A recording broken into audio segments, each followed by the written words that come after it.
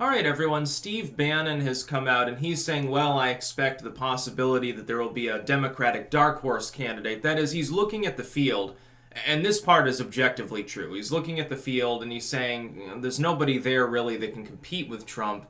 The Democrats have a big problem.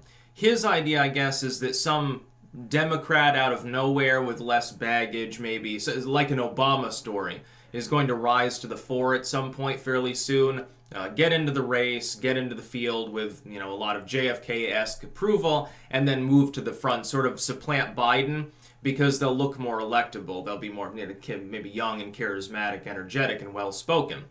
That's possible. I would agree with him on the possibility of that happening. The problem is that the window in which it can happen is closing. The second level of debates have already occurred.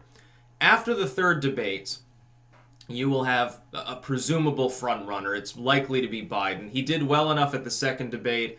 The couple of polls were just conducted, including time periods after the debate. It looks like he's in the mid-30s. That's easily enough to carry him to the nomination in a field as packed as it is because he's got four main opponents that are throttling one another. Biden is not charismatic. He's not young. He's not well-spoken. The problem is that as time goes on, he's solidifying, I think, a core base of support. I see it as between 15 and 20% easily of the Democratic electorate that, barring health problems or him dropping out, will back him. That alone is almost enough to carry him to victory. Any combination of blocks of voters, wedge issues, and so forth can create a soft support base on top of that hardened core to take him to the 30% or so that he needs to lock up the nomination in such a field. The removal of other candidates could maybe change that. You could think of a situation, maybe like, say Kamala Harris drops out tomorrow. She says, well, it's not my cards, I'm going to wait till the future, and I'm endorsing Bernie Sanders, or I'm endorsing Elizabeth Warren. With most of her supporters presumably going to that endorsee, it is possible that they could provide a counterbalance to Biden. But with a dark horse candidate, someone just getting into the race, they would need name recognition, I would think. That sort of spoils the idea of a dark horse candidate, sort of the out-of-nowhere individual. Who exactly would we look to for that sort of figure? Because a lot of people have already jumped into the race, like de Blasio, for example, have jumped into the race and sort of been cast as, well, this is the out-of-nowhere person potentially. Julian Castro. I would have thought that Julian Castro was the only one that was particularly likely because of the parallels with Obama. And he's saying that someone not in the race might be the one to face off against Trump. Statistically, I would think it would be more likely for one of the lower-rung candidates already there to have their moment, seize upon it, and then build upon it and become a front-runner and potentially be a viable challenger for the nomination.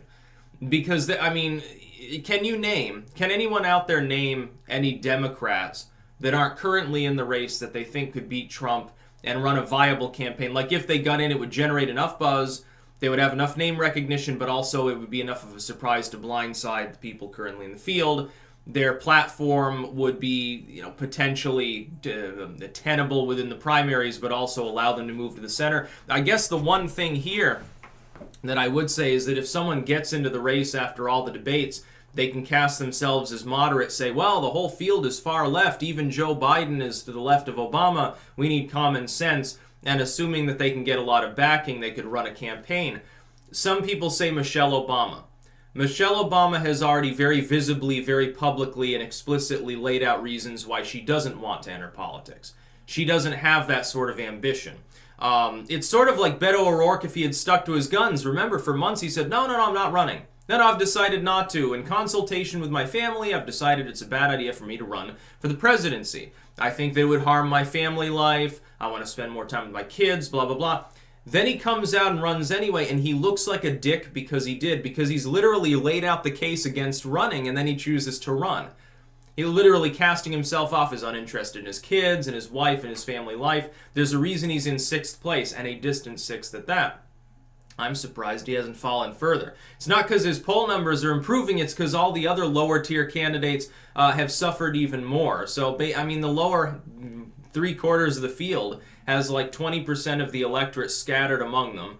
And then that total is malleable day to day. and then the other 80% are backing one of the top 5 frontrunners. You've got a situation where Michelle Obama is like the best guess candidate, and she's already chosen not to run. At this point, with the second tier of debates over, there's only one more.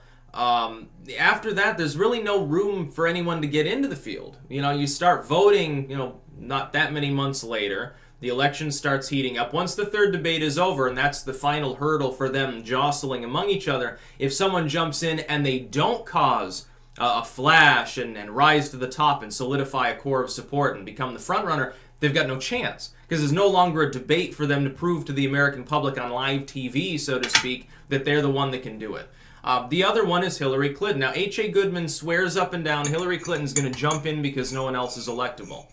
I don't think so. Very, very low order of magnitude that Hillary Clinton will get in. She's not the kind of person to say, well, I'm going to wait till after the debates are over and then I'm going to get it. No. She's spoiling for a fight. She's very politically active. She weighs in on things habitually. But third time is not a charm for her. She's not going to... She had her chance. The deal she had with the Democrats, it was a deal with the devil sort of situation. Obama gets to be president, and then I get to be Secretary of State, says Clinton, and then I get to run the next time. And you're going to fucking back me, because otherwise I'm going to fuck up this whole administration. So Obama gets his 2 terms, steps out of the way, the Obamaites, and they let Clinton have, round 2. She had her turn. She got the backing of the DNC, despite her lies to the contrary. She got all the stops pulled out for her. Bernie Sanders got literally screwed, which he's not this time. He's actually making more individual donations than any other candidate. She can't run again. She's not owed enough favors for her to take her neoliberal slop and make it palatable enough. No, I don't think that she's going to run. If she did, she wouldn't enter the field as the front runner. She'd be way behind Biden. She wouldn't even be in the top 3. She'd probably have like 10, 15. She'd be like a Kamala Harris in support terms. Because even a lot of the people that backed her would say, no, it's no longer her turn. There are other females in the race. Like, the one distinguishing factor, she made it a habitual campaign platform, was her gender. Hey, I've got a vagina, fucking vote for me. There are a lot of other people who are female in the race. So what's she going to do? It's not like when she was facing off against 4 males, only one of which was even technically viable, and he was so far left that even the Democrats at the time couldn't swallow him down, namely Bernie Sanders, a geriatric socialist. She was running against basically one other candidate who happened to be male. Kamala Harris and Elizabeth Warren exist. They're both viable. They both have viable poll numbers consistently. Harris is riding the line of the double digits. Elizabeth Warren's in second place. Are you honestly going to tell me that you think that Hillary Clinton, with her problems, can face off against Elizabeth Warren? No, Warren would destroy her. No, Warren's not a great debater. She freezes up. In a general election, I think she would lose catastrophically. I think the Democrats would be hammering themselves for years afterwards. It'd be like 1984 all over again. But that doesn't mean Hillary Clinton's able to do anything. She's a has-been. She's left politics. The same with Michelle Obama. As far as we can tell, she herself is not interested in politics. You're more likely to have one of Obama's daughters become a senator or a governor or something like that, 20 years from now. You're much more likely to see them enter politics, I think, than Michelle Obama. And yet I keep seeing people swear up and down that Michelle Obama or Hillary Clinton are actually going to be the nominee. But then again, last time around, I remember there was that one remote viewing bullshit artist who said that the meetings have already been had. Jeb Bush will be the nominee and the president. Well, that didn't happen, now did it? People swore. I had one person swear up and down Ben Carson was going to be the nominee. They said Hillary Clinton would be coronated by the DNC, which she was, and then she would magically become the president because of rigging. And all of these things were said. They were said objectively. Like, I know this to be the case, and none of them happened. Meanwhile, I'm saying, I think that Trump will be the nominee and win. And that happened. There's a reason for that. The writing was on the wall. There is a possibility that Bannon is correct. It is possible that the Democrats end up with a dark horse candidate, comes out of nowhere, not currently in the field, enters the field, rises up, manages to supplant Biden and become the nominee. It's possible. I'm not discounting that. But the possibility is decreasing over time and is already considerably less than 50-50. I would say at this point, kind of late in the race. Once the debates have started, it's kind of late to jump in. By the way, Mike Gravel suspended his campaign. Apparently, he had enough of it. Basically, they screwed him. They wouldn't let him in the debates, even though he did actually fulfill their what was it, donation-based level in order to get in. I think you had to have a certain number of individual donors or CNN wouldn't let you in. He surpassed that number before the second debate and they still kept him out, so he said, fuck it. Now, I'm not surprised. He'll sit there and use Twitter to harangue and pound the Democrats. And he largely does that. He's more pissed at them because he remembers, like, I guess when they were liberal, which shows his age. No offense. Isn't he like 90 almost or some crazy shit? And yet he's one of the more, he's like a 90-year-old socialist. He's further left than Bernie Sanders. At the very least, he didn't sell out. I never saw him argue for censorship in the wake of this El Paso bullshit that I'm not even going to make a video on because I refuse to give any more attention to psychos. It's like, oh, AOC comes out and blames 4chan, people are blaming YouTubers, and I'm sitting there laughing my ass off at how fucking dumb these people are. That's about all. Peace out.